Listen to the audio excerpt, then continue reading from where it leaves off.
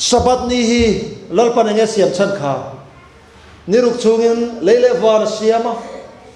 siam tu ni riat rengna na siama chu mai ni leinem a chola a ha wanga mi chol te nang zong nei sai khana soi chiang ni tro leile van siam tu hi a ha ve ngai lo wati kha a chol na chan kha nang ma ne na in pol na kharawa nang ma pol du wang che kharau tiang ni mewa min pol na tur ni bi kha da ni tin na kan thoyan pathian ne na in pol na nei tur kan ni ma se pathian ina min pol na ni bi kan ma mo zia hi pathian hi na ria chu wangin Sabbath ni hello da 7 day mmc chol ni kharau tiang lim pol na tak tak changai si lo ho hi anin siam that lo chon lalpana no chuak fekanga mi piang tharo ka he ko kan na sang lu do na ni chu apoi do lu tu ano cho zinga kan tel chuan chu tu na hian pathian in khongai na hun klem te min pe a kharau tiang lim kan chan thena dal tu piang chu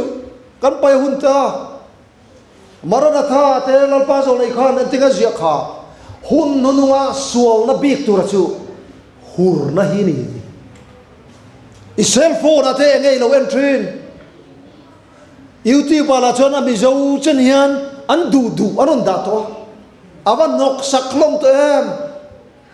i hun ti thiang lim lal pa pol foro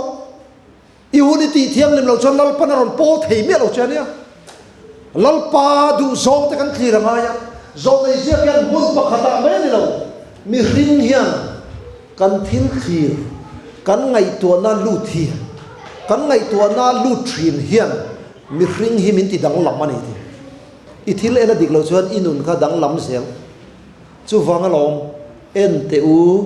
pathian beram no khovel sol kal pui tu tur so alo ti na chana chu hetiawa wat khir ngo te lo lali so chan chin he ngai tur u ti na ani